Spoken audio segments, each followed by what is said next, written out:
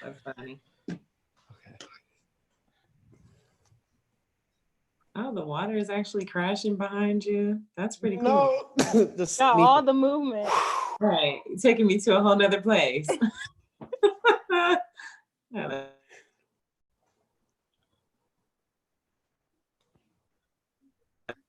I was on a call the other day, and one of the guys, he had a golf course in the back of him. So, Mm.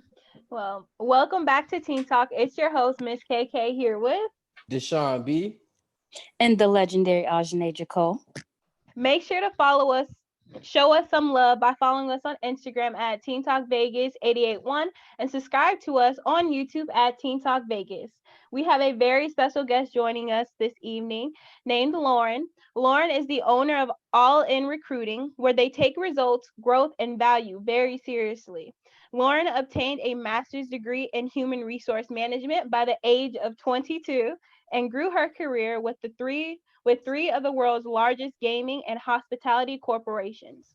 Lauren worked in corporate human resources and talent acquisition as a leader and top performer for over 10 years. In the past, Lauren helped employ and advise over 10,000 diverse professionals across disciplines. Since 2018, All In Recruiting and Talent Boutique has recruited for Fortune 100 and Fortune 500 companies across industries, specifically in tech. Their growing team consists of talent acquisition consultants and talent support. They connect companies to top talent from mid senior level positions. All In Recruiting works employers and HR to drive results and meet hiring goals for presenting top talented and diverse professionals for the job. I am highly impressed. How are you doing this Saturday, Lauren? I am doing great. I'm happy to be on here talking with you guys today. I'm excited. So, all is well. Thank you for that great introduction, by the way. That was You're pretty awesome. welcome. I am very impressed. It was an amazing bio. Thank So you. so what led you into the field of recruiting? Oh, my passion for people really, brung me into the recruiting field. So having studied HR and worked in HR, I found that there are, of course, many disciplines within HR. You can get into employee relations, you can get into benefit administration, and of course, there's the compliance piece, and then there's talent acquisition. So that's the piece that's more forward facing with people.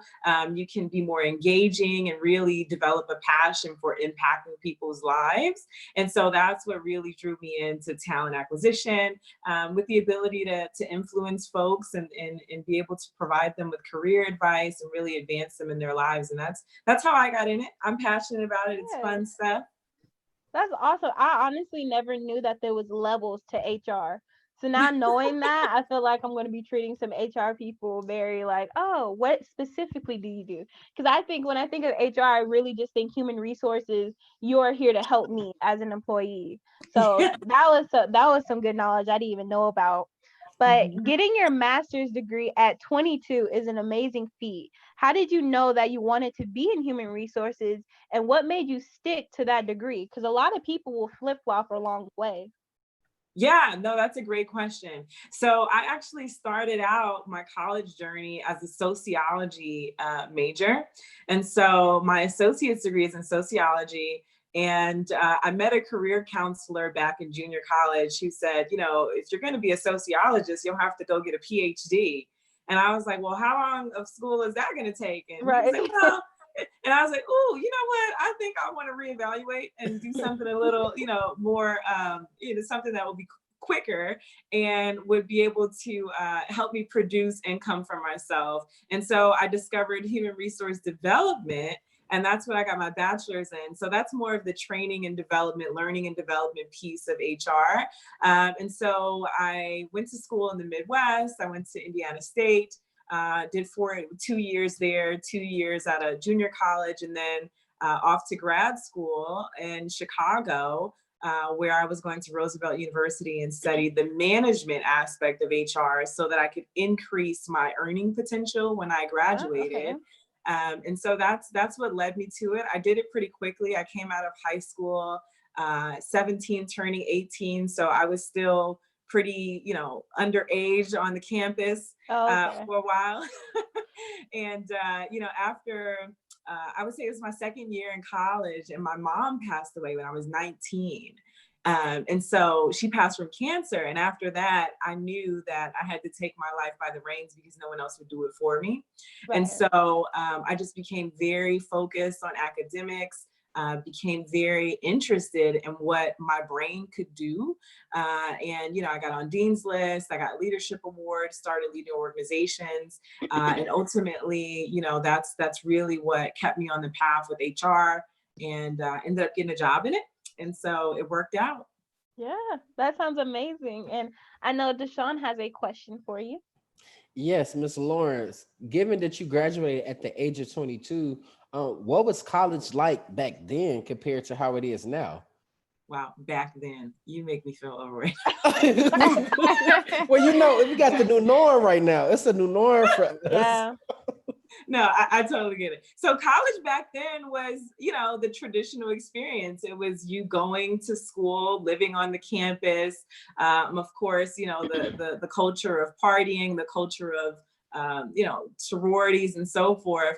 I never really entrenched myself in that type of environment. I was very book focused because, like I said, I knew that the only way that I would succeed is by taking charge and leadership of my life, because no one else would do it for me. And so by doing that, I just became very laser focused. I didn't do a lot of partying. I didn't do a lot of the other activities that most college students were doing. And, it really kept me focused so that I could succeed and get the job done, and not do 8 years of college and not, repeat any classes or anything like that. That makes a lot of sense. And listening to your story and your answers, I almost want to say, I want to infer that you did a lot of reaching out yourself to find these organizations and to find these resources for yourself.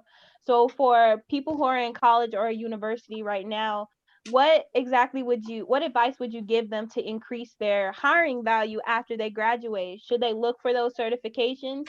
Should they do organizations at their school? Should they do internships? What would you advise them to do?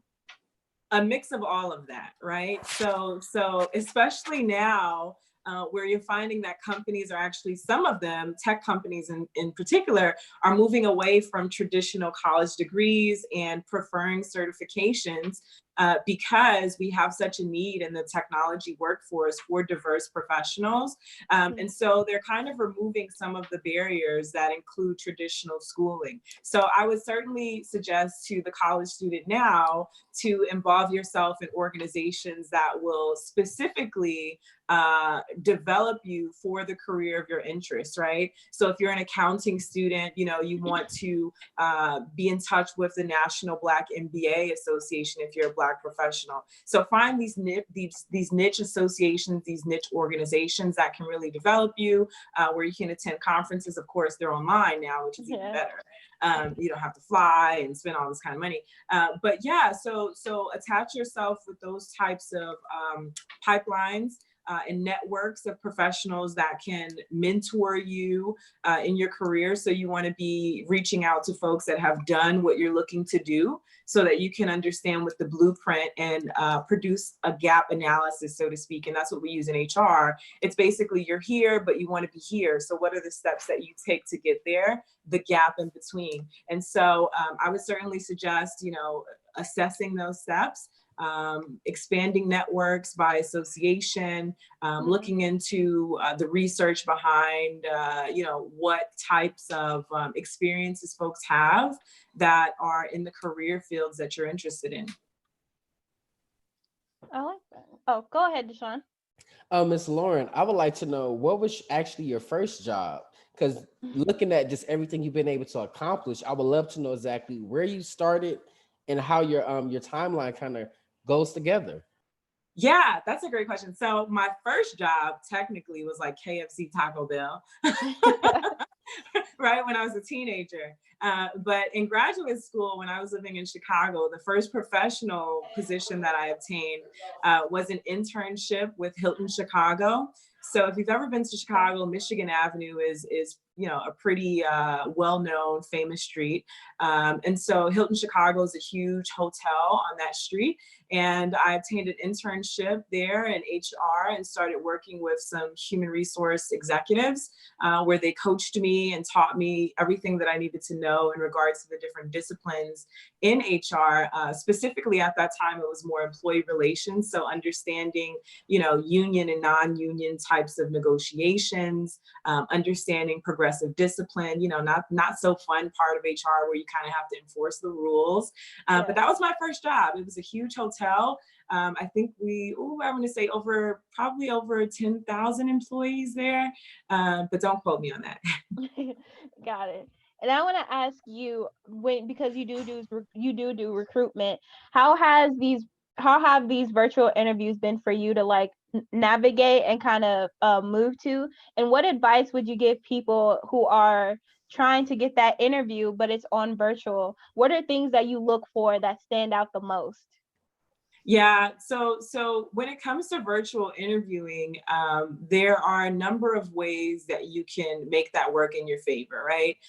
So I think some best practices would be to, number one, be in a quiet and well-lit environment. So you'll notice here, there may be some distractions, but you can't hear them, right? The lighting is not so bad. So you definitely want to consider lighting. You definitely want to consider some of the traditional ideas of interviewing still stick, even though it's virtual. So when it comes to eye contact, right, you still want to remain in eye contact with your interviewer, although, you're staring at a screen and probably looking at yourself. You definitely still want to do that. Professional dress, you still want to come to the interview appropriately. There are a lot of memes and like funny things that I've been seeing on TikTok lately where people are like, they've got on a top dress shirt and then they get up and it's like they have on shorts. So you definitely want to put your best foot forward in the virtual interview as you would with the in-person interview. Research the company. All of those things are still necessary to do so that you can convey how you and your experiences would lend you to be a great candidate for that role. Having your resume present would be helpful. Also having notes. Having notes available so that you can write down certain questions or any comments that you'd like to follow up on, that would be helpful as well. Okay. I agree with that. We kind of said some of those things earlier, but that's the first time I've heard about like having notes and having your resume present. Because I've had a few interviews where they're like, oh, well, what did you put on your application? And I kind of forgot what I had said on the application. But to round off this interview, I want to ask you, how did you start the All In Recruiting, and how has that journey been working with that company and being part of it? Yeah, so the journey of entrepreneurship is certainly intense and an amazing experience. And so I was working in corporate HR for over 10 years, and I decided that, I think that this particular skill set that I've developed and learned, I can lend this to do something independently and create an organization so that we can add even more value to companies and to candidates, right? And so I ventured out to create All In Recruiting. Initially, I began as an independent contractor. And so I would basically lend out my independent services to different companies, whether they be real estate companies, hospitality companies, et cetera, to provide recruitment services. And so I was really successful at that within about 6 months of leaving my actual full-time job. And so I used to have this really big job. And, it was awesome. It had great perks, but I said to myself, gosh, I think I could be making more money. So I ended up resigning from the job respectfully. And 6 months later, as an independent contractor, I more than doubled my salary within 6 months, right?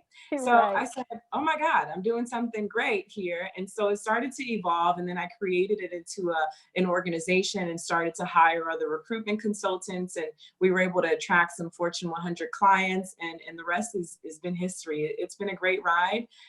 It is a challenging ride. It's not an easy thing to do. Right. but it certainly is worth it when you're changing people's lives and helping them out in their careers. That's amazing. Talk about walking out on faith. Okay. Man. That's awesome. And I really enjoyed this interview. Thank you so much for joining the Teen Talk family. Thank you all for tuning into this Teen Talk discussion. Be sure to follow us on Instagram at Teen Talk Vegas 881 and also check us out at teentalkvegas.com.